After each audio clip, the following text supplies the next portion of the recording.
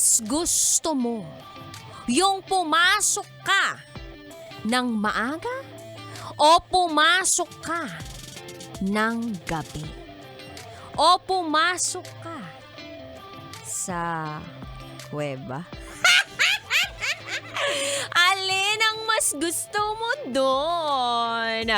Yung pumasok ka ng umaga, gabi, o yung sa kuweba? Charot with harot. Well, kabisyo, nagbibiro lang naman ako dun sa kuweba. Pero pwede rin naman kung yung kuweba na yun ay makapagpaparamdam sa iyo ng isang malupit na bakasyon. Kasi kailangan yun yung rest. But anyway, naitatanong ko lang naman tong pasok dahil, alam mo ba na dahil sa traffic, yung 8 to 5 p.m. na pasok ng LGUs o Local Government Offices ay magiging alas 5 na ng umaga. Imaginein mo yun, kailangan gumising ka na alas 3 ng madaling araw para alas 5 ng umaga ka para alas 5 ng umaga nasa opisina ka na. Pero syempre, yung maniniwala sa lahat ng mga sinasabi ko ngayon, you're so funny, as in funny walain. Ang OA ko lang doon. Hindi po totoo yung sinasabi kong alas 5 ng madaling araw, kundi alas 7. Oo. So from 8 to 5 p.m. na office, magiging 7 a.m. up until 4 p.m. na raw po. This is to fight yung traffic dito po sa Metro Manila. Anong masasabi mo doon, kabisyo? Sang-ayon ka ba na 7 a.m. to 4 p.m. na ang pasok ng mga local? Ang pangit to pagkakasabi ko ng local. Parang wala man lang katuwang-tuwang. Wala man lang parang background sa communication. Okay, yung local government employees. Ayan. Okay ba kayo doon? Okay ba sa inyo yun? O mas maganda yung panukala na 4 na araw lang yung pasok, pero longer hours? Ano mas okay sa inyo? Yung 5 days a week kayo pumapasok or 6 days a week, tapos 8 hours a day, or 12 hours a day, pero 4 na araw lang yung pasok? Anong mas okay dun? Syempre, dun tayo sa kung ano yung mas maraming pera at kung ano man yung araw na konti lang yung stress natin. Kasi sa totoo lang, ako personally, yung trabaho naman itself, hindi siya nakaka-stress eh. Yung makapagpasaya po ng tao dito sa Love Radio, I really love my job and I'm so passionate about this. Yes, napa-English na. Para magtunog ako kanwari na may alam. Dapat kidding aside, kabisyo, yun nga, gusto ko tong ginagawa ko. Ang saya-saya ko kapag nakapagpapasaya ako ng mga tao, kapag nakakapagkwento ako, masaya ako dun. Pero yung stress kasi, ako personally, nanggagaling siya dun sa mga outside factors eh. Like, yung pagpunta rito.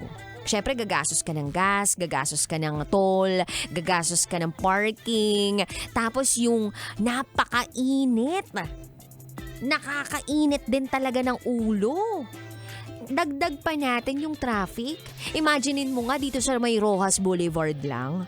Ay, grabe. Hindi ko alam kung bakit yung 2 tulay dun gusto nilang gawin ng sabay.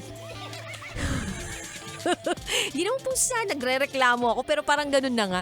Alam mo okay naman yata yung daan doon. Hindi ko lang maisip o mawari kung bakit gusto nila sabay-sabay gawin tapos ginawa nila sa oras o panahon kung kailan sobrang init at kung kailan sobrang daming mga sasakyan o motorista ang dumadaan. Di ba kapag magsasara ka ng isang road or ng isang lane, dapat meron kang alternate route. O di kaya naman kung magsasara ka, dapat yung isa bukas, yung ganun. Hindi parehas both lanes sinara. Yung southbound lane, yung northbound lane. Kaya nga parang maisip ko talaga, sana makapag-imbento na po talaga ng sapatos na nakapagpapalipad. Kasi ang hindi nalang congested dito sa mundong ito, yung air space natin. Pag may naka-imbento nun, siguro pag-ipunan ko talaga kahit buhay ko pa yung kapalit. Para lang makabili nun. Benta na ako ng laman ko. O kaya kung hanap ako ng sugar daddy, why not? Char! Charot with harot. Pero bottom line, Kabisyo, kung sakaling ikaw ay naiipit sa napakalupit na traffic every time na pumupunta ka, pumapasok ka ng opisina, marami namang paraan para mapaaga at para mapapakinggan, 'di ba, ng inyong mga bosses, 'di ba? Para at least kahit papaano nagmi-meet din halfway. Ayan. So, wala lang, ma-share ko lang po. Kahit hindi naman mahalaga sa'yo. Wow!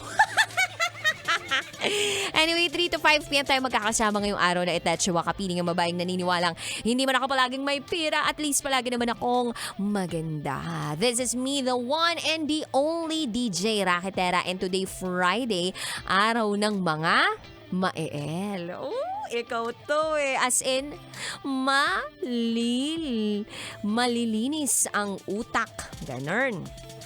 Or mael as in maloko, or mael as in malambing. Kaya naman eto na, ibibigay ko na po ang patikim ng SPG as in super. Back in her secret file.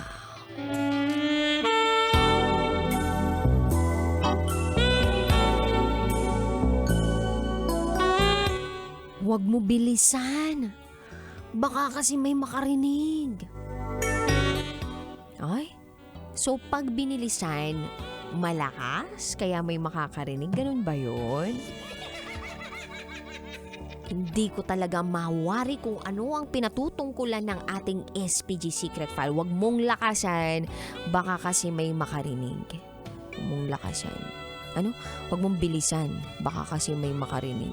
Pag binilisan, may makarinig. Di ba yung sasakyan, kapag binilisan mo, pinaharurot mo yung sasakyan o di kaya naman yung motor, lalong-lalo na yung mga big bike, di ba ang lakas-lakas nun? Nung sound, di ba? Brrrr, ganun. O ibang bagay yung minama-noobra. Charot with the rat. Anyway, abangan niyo po yan sa aking pagbabalik. Kasama niyo po si DJ Rocky. And you are listening here sa stasyong number 1, 90.7 Love Radio. Kailangan pa bang i-memorize yan? Basic. Up next is SPG as in Super. Back in Earn Secret File. Sinira ng tatay ko ang pagkababae ko. Siya. May secret affair kami ng office mate ko. Hindi ko matigilan kasi sobrang galing niya sa... Rocky's Secret Files. Secret Files. It's the kind of bleep you never knew existed. Kunwari inosente, pero boy naman pala. Rocky's Secret Files. Secret Files.